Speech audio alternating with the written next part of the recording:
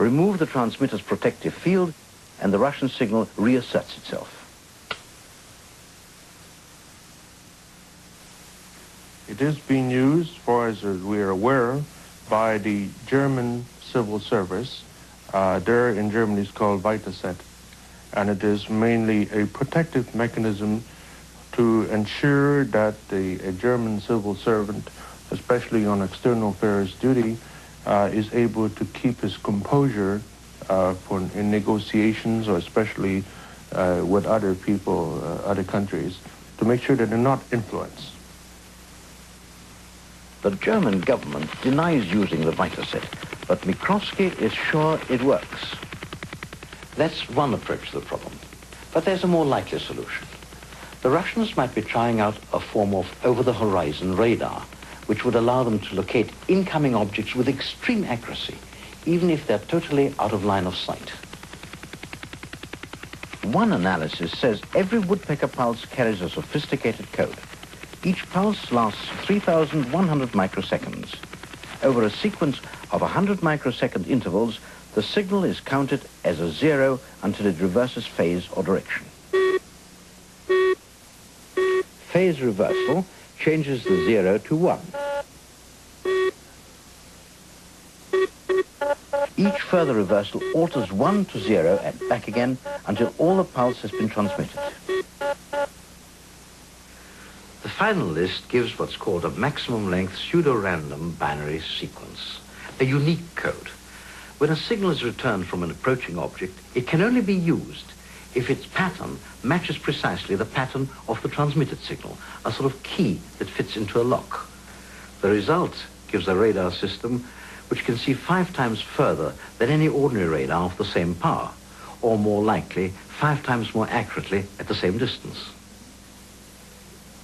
There's almost certainly no connection with Tesla and the magnifying transmitter, but ELF, extremely low frequency, will be most important for the United States submarine fleet in years to come.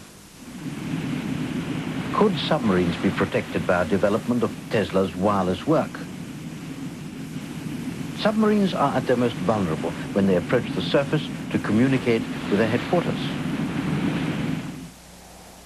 To change that, the US Navy is building 2 giant wireless stations up near the Canadian border, in Wisconsin and Michigan. Each of them will radiate under 4 watts, just enough to light a doll's house, but the power behind each transmitter will be enormous. The station at Clam Lake needs 2 aerials, each 14 miles long. That's because the signals, like the woodpecker, will go out at extremely low frequency, ELF, which requires special arrangements.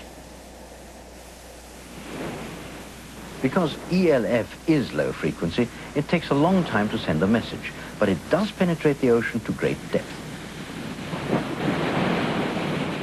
Vessels like the newly launched Ohio will be able to receive operating orders without ever rising to the perils at the surface. Most Teslarians believe that the great man described ELF transmissions in his patents, and that the US Navy went back to those patents for the concept. But what did Tesla actually say? It is necessary to employ oscillations in which the rate of radiation of energy into space in the form of Hertzian or electromagnetic waves is very small. The lowest frequency would appear to be 6 a second. All credit to Tesla for even thinking in this area, but it becomes clear from the context that he was describing the sending of electrical energy without wires through the Earth, and not the sending of radio waves through the sea.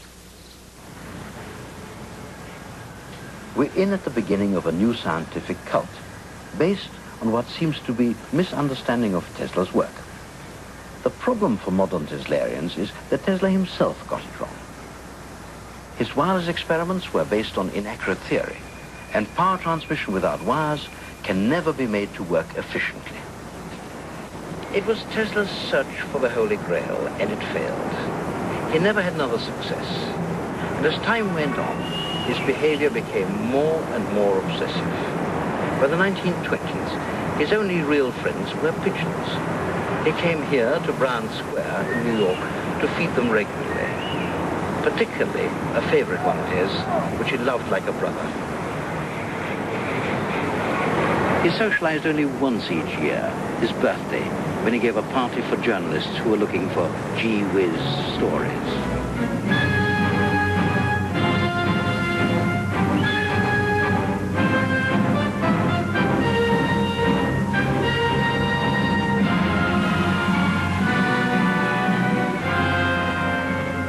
Tesla gave them the lot.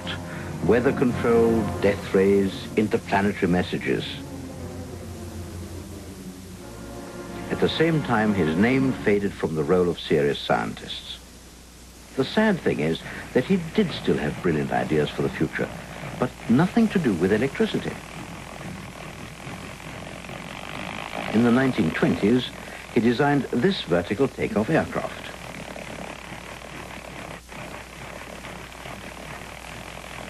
The pilot's seat swivels to keep him upright when the plane trims for horizontal flight. Ridiculous? Not at all. How about this experimental American aircraft, the Convair Pogo?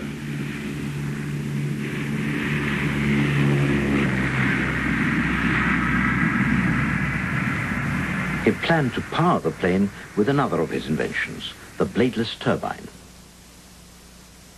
The idea went back nearly 50 years to his childish design of a water wheel in the stream near his home. The machine works both as a turbine or pump, using an effect called boundary layer drag. It's now being manufactured in California. The working part of the pump is the rotor, and the liquid or gas go in here. The boundary layer effect forces it to the outside of the spinning discs. The discs revolve extremely fast, and at the beginning of the century, the metal Tesla used wasn't good enough to avoid stretching under the strain.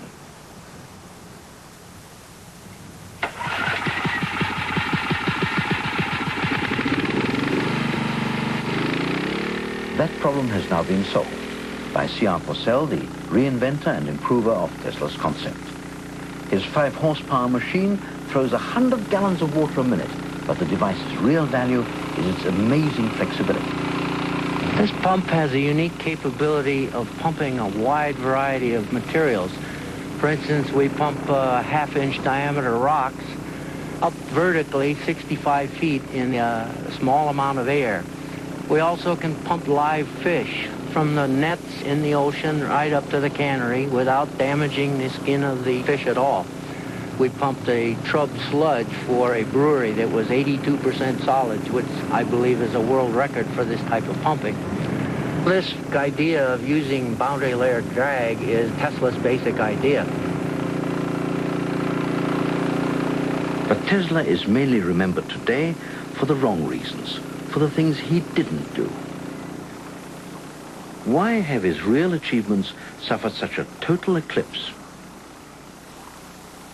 Well, at one level, he had little interest in commerce or selling his ideas.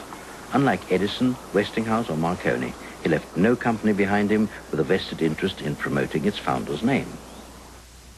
Then, he was not willing to discuss his ideas with his colleagues. Instead, he gossiped to journalists. But most of all, I think, he had no university contacts, and he never published his results. Had he done so, his work would have been used as a major reference work for students for at least 30 years, and Tesla's name would have been listed amongst the immortals.